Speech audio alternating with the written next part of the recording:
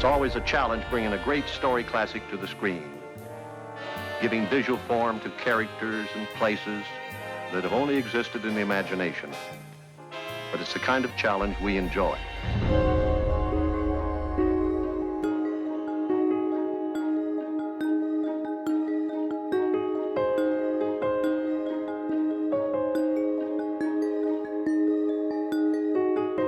Making Saving Mr. Banks was a once-in-a-lifetime opportunity for me to explore the history of one of the world's greatest filmmakers and his artistic collaborators here at the Walt Disney Studios.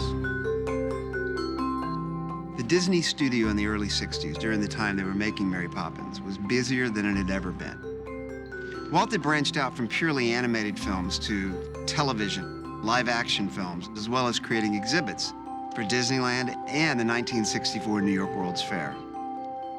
One of the most remarkable things we discovered was that everything that Walt Disney was working on at the time contributed to the production of Mary Poppins. Our production designer, Michael Korenblith, and I did tons of research at the Walt Disney Archives to recreate the studio as it was during the time of Mary Poppins.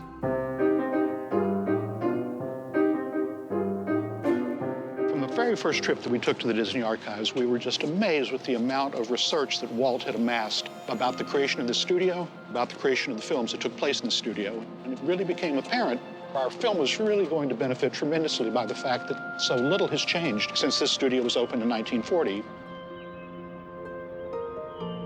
And certainly the animation building, which is the jewel of this entire complex, is really pretty much as Walt saw it in his time.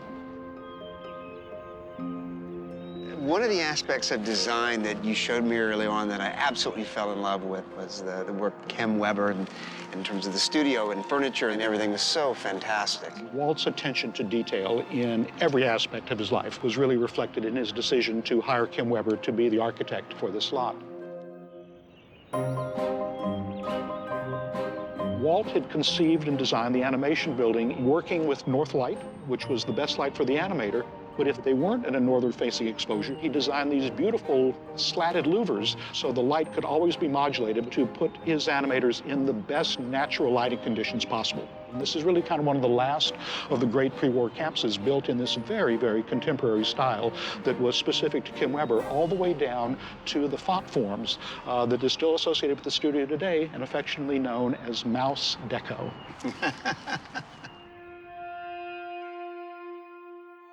Nowadays, the animation building serves as production offices for films and TV shows. But when you walk the halls, you can really feel the history there. It's a good story. It's timely, and not only that, it's timeless. They won't be ordinary pigs. They'll do something, give them personality. You know, we'll dress them up like sailors. Another unique thing about the Disney studio in Walt's time was a sense of family. My father would bring me to work to Disney Studios on Saturdays. It was like a kid in the candy store. The studio threw parties for us. We had screenings. Every Christmas we couldn't wait because it was a great Christmas party. It really was a family, wasn't it? We all knew each other, we grew up together. And then there was the summer work program. Right. You know, boys got to do mailroom and maybe art props, and the girls did. Well, we did steno, and we did the publicity, and then we took tours. When I was 16, I got to be a traffic boy. Our main job was to service the studio and make sure that everyone got their mail. One summer, I got to be Walt's traffic boy. They would give me a bike with an enormous basket in the front and minimal brakes. I picked up a big load of stuff from the print shop, and just as I got to the door of animation, everything fell out right in front of Walt, who was watching me. And he says, you know, you almost made it. It was fun. It was just fun to be here. It was very cohesive. There was a great deal of enthusiasm. People liked coming to work. They liked the challenge. And it wasn't easy work at all. And we have a sequence in Mary Poppins where we have the live characters in with the animated drawings. Of course, we have a lot of tricks of the trade here. From Walt's earliest days, he experimented with camera tricks and with placing live actors into animated and other created settings. The sodium vapor screen process he used in The Parent Trap, The Absent-Minded Professor, and Darby O'Gill and the Little People paved the way for Mary Poppins' live action and animated settings. You know, in Mary Poppins, my dad had the assignment of doing penguins. So for months, it was Frank at the dinner table talking about trying to get these darn penguins to move around Dick Van Dyke's legs because he was always going to step on them. And I didn't know until I saw Saving Mr. Banks that P.L. Travers hated the penguins. The one thing she didn't want in the picture. The wire tricks used in Absent Minded Professor led to the flying effects in Mary Poppins. I feel like I could fly. Just as we had to learn to make our animated cartoons talk, we had to find a way to make these characters talk too. Now, to accomplish this, we created a new type of animation. So new that we had to invent a new name for it: audio animatronics.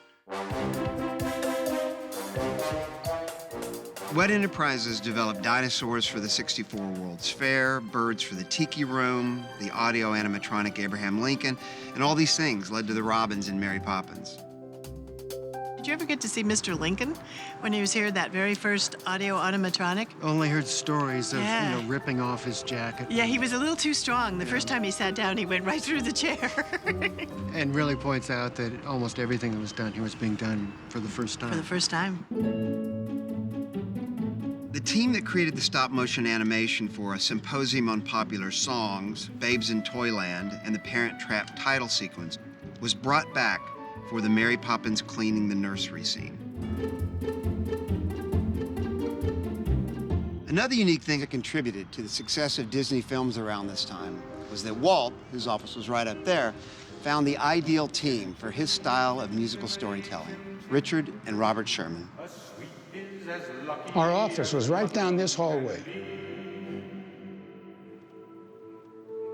It's quite different than it was, but still resembles the room, feels the room. You know, it was different. For example, here we had a very large desk in the middle of the room.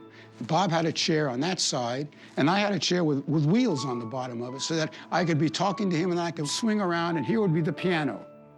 And it was so funny because he'd throw an idea at me or something, and I'd just say, hey, okay, wait a second. And I'd hit the piano with And he would stay there and he listen would to sit there and listen, and we'd argue out the songs. And it was kind of fun like that, you know. We had a lot of fun. 11 years in this room. In Saving Mr. Banks, we have, you know, our version of a rehearsal room where you're pitching the stories and songs. It looks more like the way our office looked. That really does. It was kind of sparse. And so did that happen then, in fact, here? Did PL came here? Oh, PL was right in this room, oh, yes. Saying, no, you can't do that, oh, yeah. She sat at the desk with us. Right. With her tape recorder. She had to have that tape recorder, while on sack, and she'd press it every time we started talking. We must be correct, we must be correct. And she'd put it down, and every word we said. Mary Poppins comes with a deep intent, and we must ask ourselves in this play, what's she coming with? So when you guys were working on Mary Poppins, you were also working on songs for other movies as well. Oh, yes, we were working on 5 different things at one time. Wow. I remember one day we got an assignment to write a Western or something, right in the middle of writing this very British musical. And Bob said, Walt, we're working on 5 things already. He says, I'm working on 25, you can do it. And he would leave. You're here working, somebody else is in another office working. What was kind of the culture of the lot? Like a great big university campus where everybody's cheering for the team. Everybody was on board. Everybody cared. And it was a great esprit. I've never experienced this in any other lot. It meant so much to us to get this picture made. We felt so strongly about it. It was a turning point in all of our lives. And Walt wanted this. This was going to be his magnum opus. This is going to be his big one. You know, this room is filled with so many memories. Feed the birds, tuppence a bag. Walt Disney was a man of many talents, and one of the main characteristics that he had was a curiosity about almost everything. Walt wasn't a big movie mogul who sat in an ivory tower. He wandered the lot constantly. He knew every inch of it. He knew everybody by name. Back behind these sound stages were some very special buildings. There was the technical engineering and manufacturing shop. And that was where they built all the camera equipment and maintained all of the mechanical materials here at the studio. Walt Disney was always looking forward and learning new things, and he would take those things and make magic with them. Walt loved these places. He went into the mill often. He would watch the guys in the model shop making the things for Disneyland and the World's Fair. But he also apprenticed in his own machine shop to learn how to weld and machine and hand build his own live steam train that would go around on tracks. And it was a hobby that lasted him for the rest of his life. One of the most fun things we did in traffic was go visit the back lot.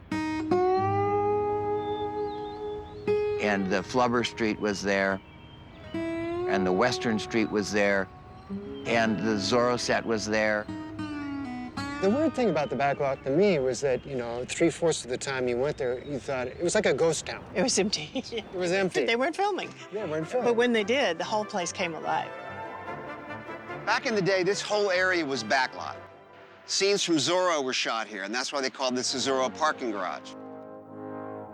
In addition, rehearsals for Step in Time from Mary Poppins were choreographed on the backlot, even though they were shot on stage here on the lot.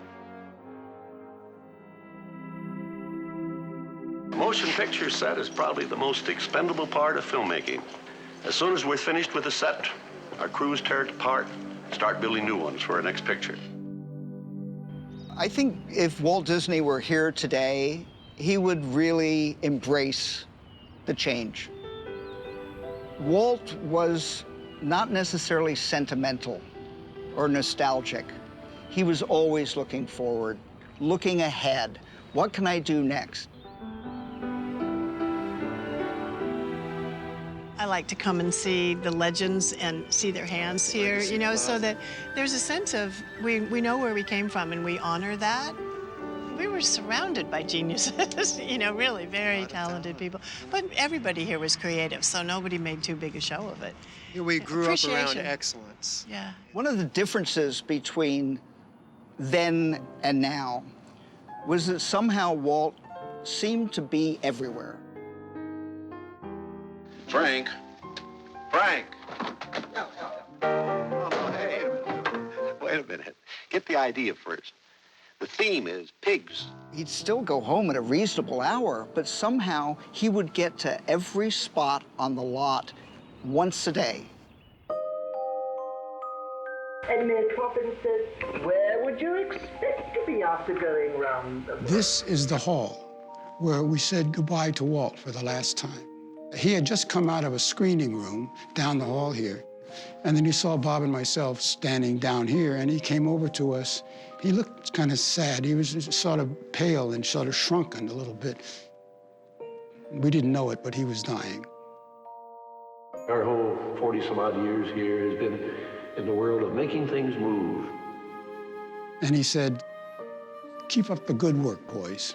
He never used to say that, but he said that to us that time. That's the last time we saw him. He said, keep up the good work, boys.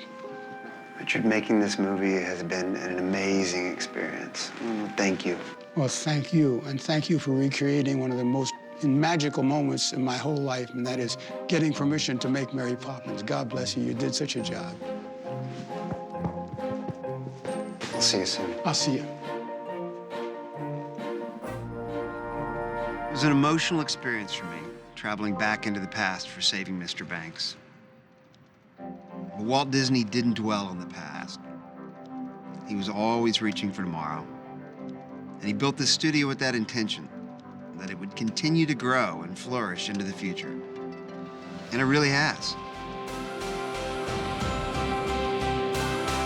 Well, I think by this time, my young group of executives are convinced that Walt is right, that quality will out.